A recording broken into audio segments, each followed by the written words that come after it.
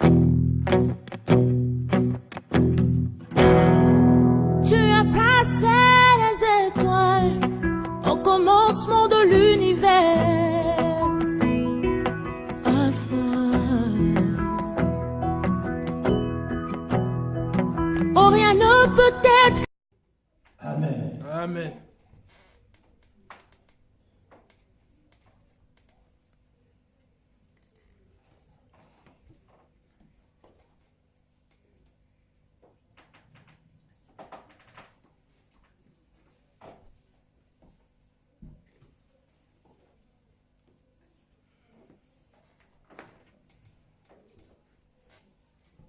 Romains chapitre 1, verset 16.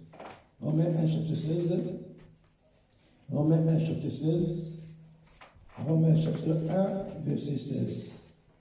Romains chapitre 1, verset 16. Je lis au nom du Seigneur. Car je n'ai point honte de l'évangile. Je n'ai point honte de l'évangile De Christ. C'est une puissance de Dieu pour le salut de quiconque croit en du juif premièrement, puis du grec. Amen. Car je n'ai point honte de l'évangile. Je n'ai pas honte. Je n'ai point honte. Je n'ai pas honte et je n'ai point honte aussi. Alléluia. Amen. Je n'ai point honte de l'évangile. Car c'est l'évangile qui est la puissance. La puissance. Romains dans le Nouveau Testament. C'est la puissance de Dieu. L'évangile, c'est la puissance de Dieu. Je n'ai pas honte de l'évangile, car l'évangile, c'est la puissance de Dieu. Amen. Amen. Alléluia. Amen. Alléluia. Amen. L'évangile, je n'ai pas honte. Il y en a beaucoup qui ont honte de l'évangile. Il y en a beaucoup qui ont honte de l'évangile. Beaucoup ont honte de l'évangile. Beaucoup ils ont honte de l'évangile. C'est une puissance. Mais Paul a dit, moi je n'ai pas honte de l'évangile. C'est une puissance si vous ne le savez pas. Alléluia. Amen. L'évangile c'est une puissance. L'évangile du Christ c'est une puissance. La parole de Dieu c'est une puissance. Amen. Il envoya sa parole. Et sa parole guérit. Une parole qui guérit. Amen. La parole de Dieu guérit. Amen. La parole de Dieu délivre. La Amen. parole de Dieu libère. Il envoya sa parole et sa parole guérit. Paul a dit, moi je n'ai pas honte de l'évangile. Beaucoup ils ont honte de l'évangile. Beaucoup ils ont honte de témoigner Jésus est Seigneur. Beaucoup ils ont honte de témoigner que Jésus est le Sauveur. Beaucoup ont honte de témoigner que Jésus est Dieu. Mais moi je n'ai pas honte. Parce que je sais ce qu'il a fait dans ma vie. Alléluia. Je sais où il m'a ramassé. Je sais ce qu'il a accompli dans ma vie. Alléluia. Je n'ai point honte de l'évangile. L'évangile c'est une puissance. L'évangile c'est une puissance de Dieu pour le salut de quiconque croit. Pour le salut. L'évangile c'est une puissance de Dieu pour le salut de quiconque. Pas de tout le monde, mais de celui qui croit à l'évangile. Pas à tout le monde, parce qu'il y a des gens qui ne croient pas. Mais pour ceux qui croient, c'est le salut. Amen. Alléluia. Amen. Alléluia. Amen. Pour ceux qui croient, parce que beaucoup ne croient pas à l'évangile. Beaucoup ne croient plus à l'évangile. Mais laisse-moi te dire, mon ami, toi qui trouveras la grâce de regarder cette vidéo, l'évangile de Jésus-Christ, c'est une puissance de Dieu. C'est une puissance qui libère. C'est une puissance qui délivre. C'est une puissance qui change de situation. Alléluia. C'est une puissance de Dieu. C'est une puissance de Dieu pour le salut. C'est une puissance de Dieu pour la délivrance. C'est une puissance de Dieu pour la libération. C'est une puissance de Dieu pour la guérison. C'est une puissance de Dieu pour changer la situation de vie. Amen. C'est l'évangile. C'est Jésus lui-même l'évangile. C'est Jésus qui est l'évangile. C'est Jésus qui est la puissance de Dieu. Alléluia. Alléluia. Amen. C'est Jésus. La puissance de Dieu pour le salut de quiconque croit. De quiconque qui croit. Si tu crois, la délivrance est là. Si tu crois, la guérison est là. Si tu crois, la restauration est là. Si tu crois, la transformation est là. La Bible dit, car Dieu a tant aimé le monde, il a donné son Fils unique. Amen. Afin que quiconque, pas tout le monde, mais celui qui croit, celui qui croit ne périsse point, mais qui a la vie. Amen. Donc la vie est en Jésus. Amen. Pour avoir cette vie, il faut croire en Jésus, qui est la puissance de Dieu. Alléluia. Alléluia. Amen. Jésus est la parole qui sort. Le source du salut. La puissance de Dieu pour le salut. Le mot salut, c'est échapper dans un danger. Nous sommes dans un temps qui est difficile, dans un moment qui est difficile et qui est compliqué, que beaucoup de personnes se posent des questions. Un moment compliqué, un moment difficile, que beaucoup sont traumatisés, toutes les générations sont troublées. Mais c'est le Jésus qui change de situation des gens. Amen. La Bible dit tout est possible à lui. Le salut de Dieu. Échapper, le fait d'échapper dans un danger. Le fait d'échapper à un danger, à un malheur ou à la mort. Fait d'être délivré de l'état du péché et de la souffrance. Le salut. C'est pour ça que Paul a dit, le salut de quiconque qui croit, premièrement des Juifs, puis du grec. Pourquoi Paul a dit premièrement les Juifs, après il dit les Grecs?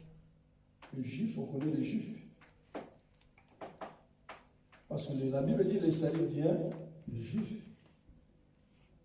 Donc c'est eux, premièrement, d'être sauvés. Les Grecs, c'est nous tous. Mais ce qui nous intéresse ici, c'est le salut. Le fait d'échapper dans le danger. Donc, devant tout le monde, il y a un danger. À côté de tout le monde, il y a un danger. La personne, tu marches avec lui ou elle, tu ne sais pas.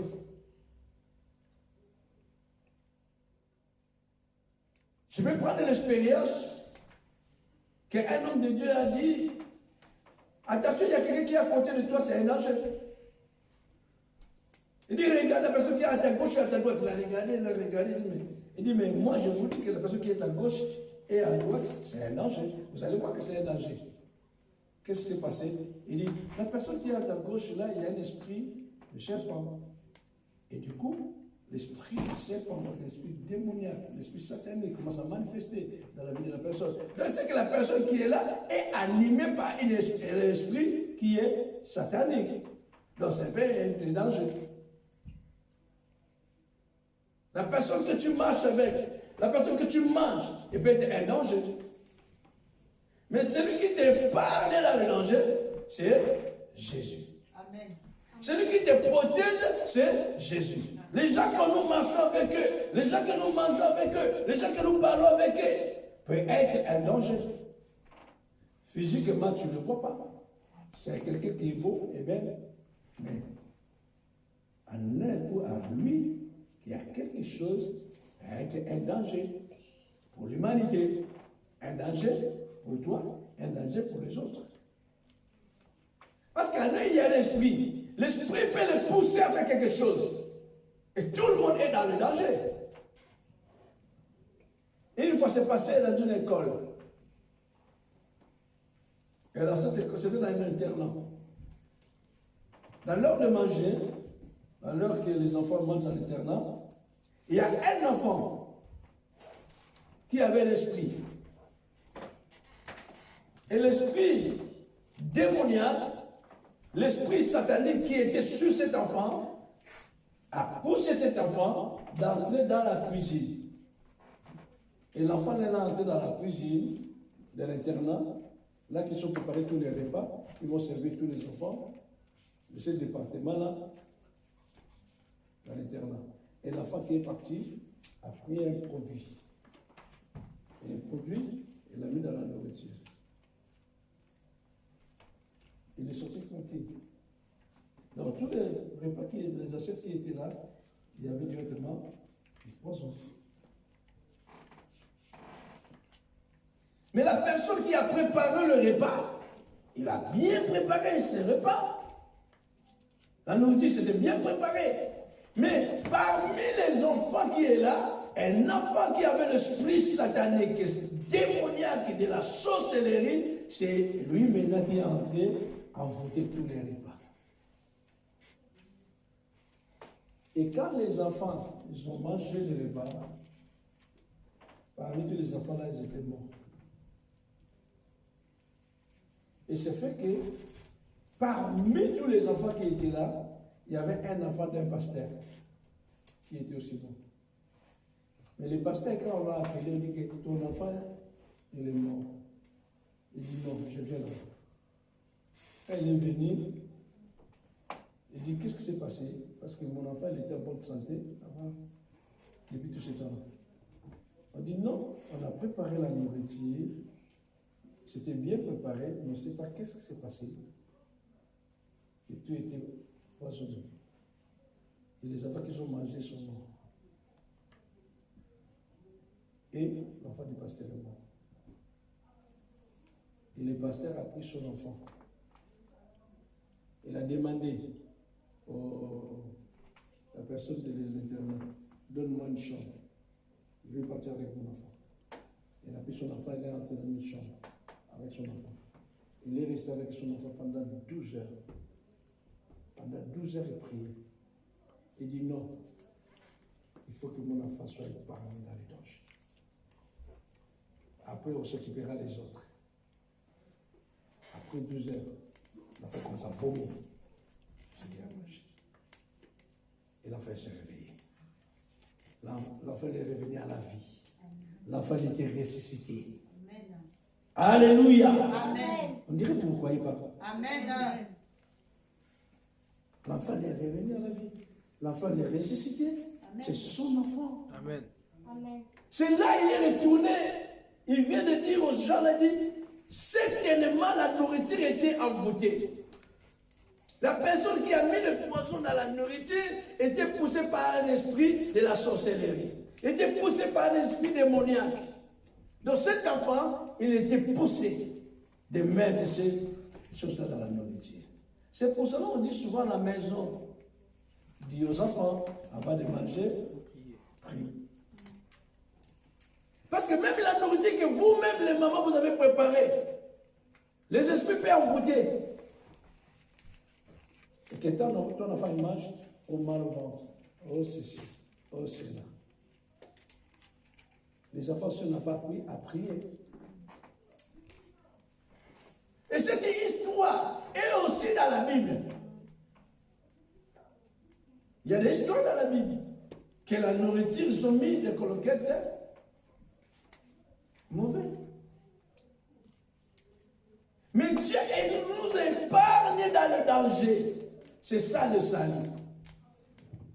C'est ça le salut. Le salut, c'est la délivrance. Amen. Le salut, c'est la libération. Amen. Le salut, c'est la guérison. C'est un changement de vie.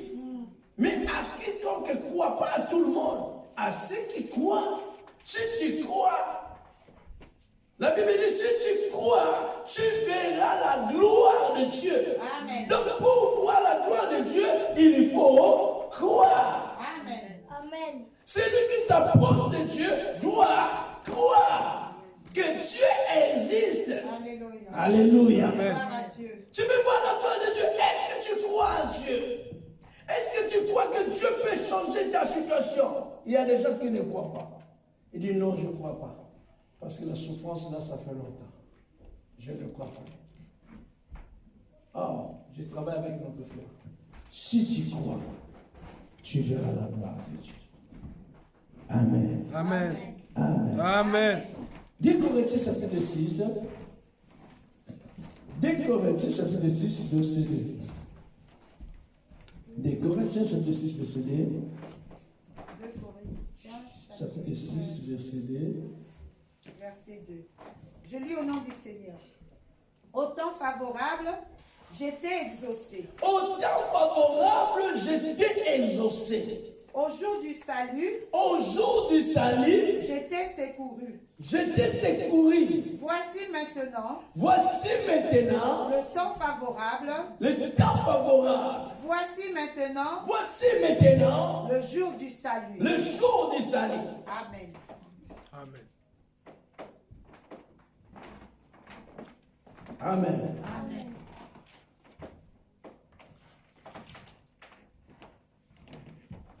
Au temps favorable. Bien-aimés, nous sommes dans le temps favorable.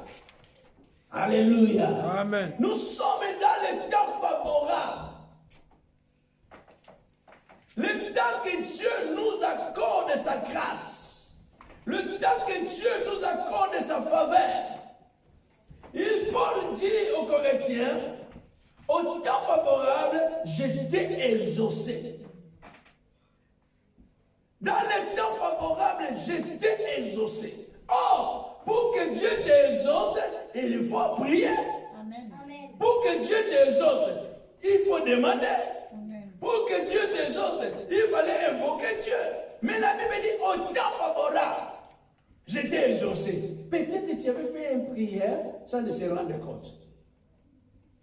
Voilà un peu comment les gens promènent. Quelqu'un qui ne croit pas en Dieu. Mais il promène dans le champ, centre commercial.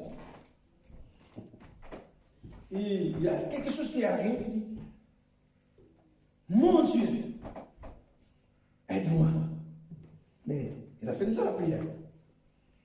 Pourquoi il a rencontré une situation? Il dit, mon Dieu, aide-moi.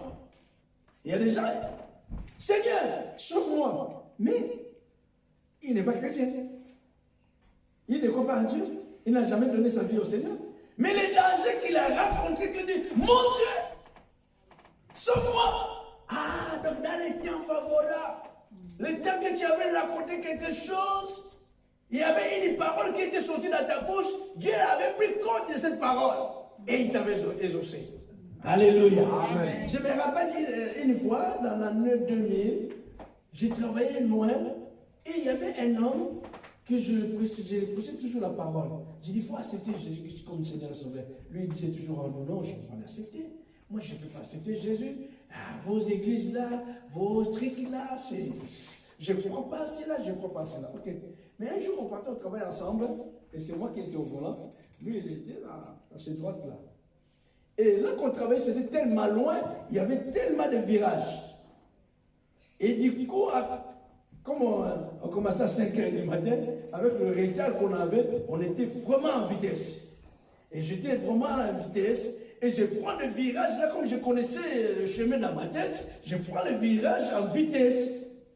Il y avait un virage qui était, comme on dit, c'est un danger.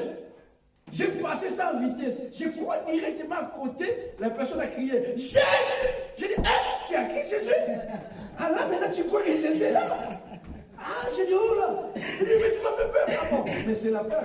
Je te fais peur, mais je ne t'ai pas dit de dire Jésus. Mais tu crois pas lui, comment tu as crié Jésus? Voilà. Parce qu'il a vu un danger. Souvent, les gens aujourd'hui veulent d'abord rencontrer un danger. C'est vrai. Amen. Aujourd'hui, les gens, tout va bien, il est là, tout va bien. Il vit bien, tranquille, tranquille. Ça va, tranquille. Il faut venir à l'église. Je n'ai pas le temps. Viens prier. Je n'ai pas le temps. Mais quand c'est un danger, c'est le premier personne qui commence à appeler. Oh non, en tout cas, je suis dans un danger. J'ai un problème, j'ai un problème, j'ai un problème. Mais quand tu étais bien, et la Bible dit dans les temps favorables, je t'ai exaucé. Les jours du salut, les jours de la délivrance, les jours que tu avais besoin de la délivrance, les jours que tu avais besoin de la guérison, les jours que tu avais besoin de libération, toi-même tu sais, je t'ai secouru. Mais Dieu voulait encore rappeler aux gens aujourd'hui, Dieu veut encore rappeler aux certaines personnes aujourd'hui. Voici maintenant le temps favorable. Voici maintenant le temps favorable. Voici maintenant le temps favorable pour toi. Voici maintenant le temps favorable. Voici maintenant le jour du salut. Nous sommes dans le temps favorable. Pendant les moments que nous sommes dans des temps compliqués, des problèmes, c'est aussi le temps favorable. Amen. Alléluia. Amen. Tout le monde pleure. C'est difficile. C'est compliqué. Ça ne marche pas. Tout est changé. Le temps est devenu difficile. Mais ça, c'est aussi le temps favorable. Amen. Que si tu t'approches de lui, il s'approchera de toi. Amen. Alléluia. Amen. Tout le monde a des problèmes. Oui, nous tous, nous avons des problèmes. Mais la bonne nouvelle, maintenant, c'est le temps favorable. C'est le temps favorable. Je suis dans des problèmes. Il y a tellement de problèmes financiers. J'ai tellement de dettes. J'ai tellement ceci. Mais je voulais te dire une bonne nouvelle. C'est maintenant le temps favorable. Alléluia. Le temps de crier. Quiconque évoquera le nom du Seigneur, il sera sauvé. Amen. Pendant les temps favorables, pendant les temps difficiles, pendant ces temps de complications, la Bible dit ceci: quiconque invoquera le nom du Seigneur, il sera sauvé. Amen. Tu veux être sauvé, mon ami. Tu veux être libéré. Tu veux être délivré. Tu veux être guéri. Tu veux être restauré. Tu veux être transformé. Invoque le nom de Jésus. Amen. Invoque le nom de Jésus. Invoque le nom de Jésus. Quiconque invoquera le nom de Jésus, il sera sauvé. Le temps favorable. Demain, ça peut être trop tard. Demain ne nous appartient pas. C'est aujourd'hui qui appartient. Amen.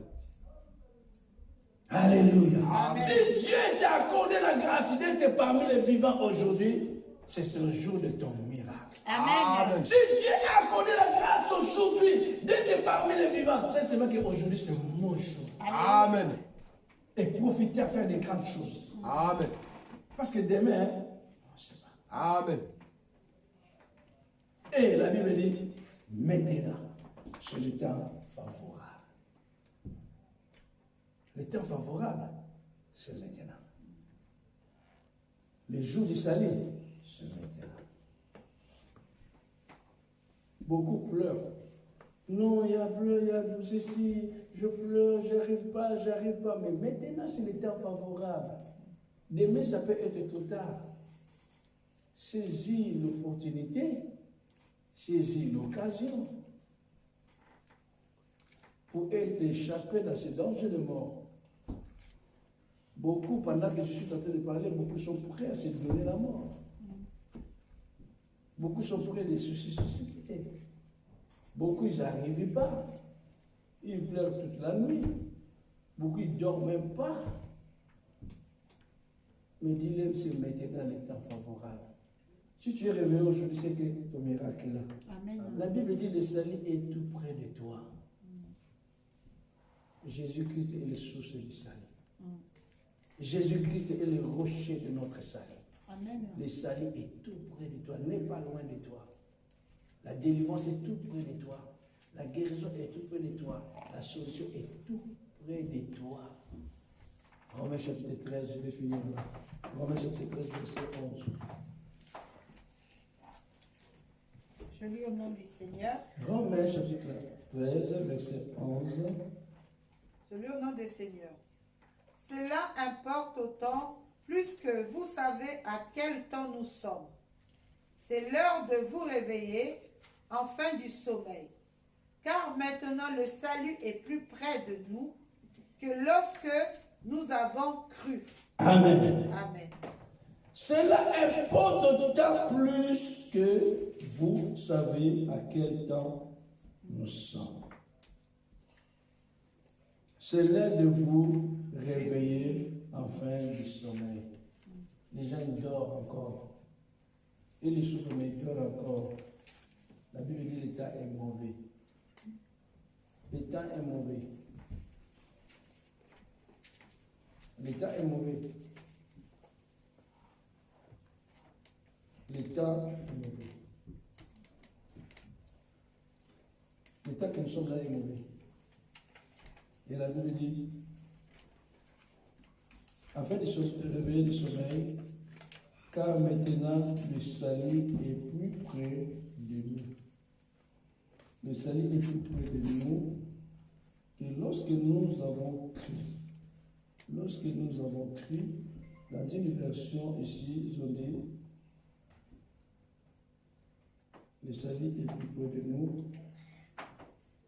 quand tu cries, dans notre version. Le salut est plus près de toi. La vie est plus près de toi. La guérison que tu cherches est plus près de toi. C'est question de comprendre que c'est aujourd'hui mon salut. C'est aujourd'hui ma guérison. C'est aujourd'hui ma délivrance. C'est aujourd'hui ma bénédiction. Je ne veux plus retourner en arrière. Je dois avancer dans la vie. Avancer dans la vie. Une fois, il y a quelqu'un qui m'avait posé une question. C'était quand je suis parti en Afrique, il y a quelqu'un qui m'a posé une question. On avait tiré des balles. Et dans la voiture, il était avec son chauffeur. Il va les traverser. Dans la voiture. Il voyait qu'ils ont tiré sur la voiture. Pas la nuit, hein, la journée. On a tiré. Et il va les traverser dans les vitres. Et ce n'était pas la première fois. À plusieurs fois, la personne rencontrait toujours des problèmes. Et la personne s'est posé des questions, me posait des questions, dit, mais je ne comprends pas. À chaque fois que je sors le matin pour aller au travail, ça va. Mais dans mon retour, il y a qu'un problème. Soit je risque l'accident, c'est ceci. Je dis, il y a l'esprit de mort qui te suit. 2, il faut savoir que la Bible dit, chaque jour, c'est la journée que l'Éternel a fait pour nous. Mais le diable, il prend encore les journées-là, il complique ça. C'est pour cela que quand tu te réveilles le matin, tu dois prier pour ta journée et tu veilles sur ta journée. Tu pries pour ta journée et tu veilles. Parce que sur les 24 heures là, tu ne sais pas qu'est-ce qui arrive après. Regarde les enfants, surtout les enfants, même toi-même. Tu es réveillé, tu es en bonne santé. Mais du coup, à un moment comme ça, tu commences à avoir un peu des choses un peu bizarres. Tu n'es pas bien. Tu te dis, mais qu'est-ce qui m'arrive? Attention, il y a des choses qui passent, c'est des choses. Mais Dieu, il a accordé cette journée-là pour toi. C'était une journée de paix, une journée de joie, une journée de bénédiction, une journée de victoire. Mais l'ennemi n'est pas d'accord que cette journée soit pour toi une journée de paix, une journée de joie, une journée de bénédiction. Mais il veut faire quoi? Il veut compliquer ta journée pour que la journée devienne pour toi une journée de malheur. Journée que tu n'as pas la paix, journée que tu n'as pas la joie. Il va faire par tous les moyens de toucher un point pour que la situation change. Mais comme tu avais prié le matin et toute la journée tu veilles sur ta journée, dès que tu vois quelque chose au nom de Jésus, dès que tu vois quelque chose, c'est je invoque le sang de Jésus. Dès qu'il y a une pensée qui vient dans ton esprit, tu dis, si c'était pour les enfants, Seigneur, là que les enfants soient à l'école, que le sang de Jésus sur eux. Parce que tu ne sais pas. Le monde est très dangereux. Mais le salut est plus près de toi. C'est maintenant le temps du salut. Amen. Amen. C'est maintenant le temps de ta délivrance. C'est maintenant le temps de ta guérison. C'est maintenant le temps de changement. Amen. C'est maintenant, c'est le temps de ta bénédiction. Amen. C'est maintenant le temps de ta restauration. Amen. C'est maintenant. La Bible dit maintenant le temps favorable. Le temps favorable, c'est maintenant. Amen. Amen. Amen. Amen. Et pour nous allons prier.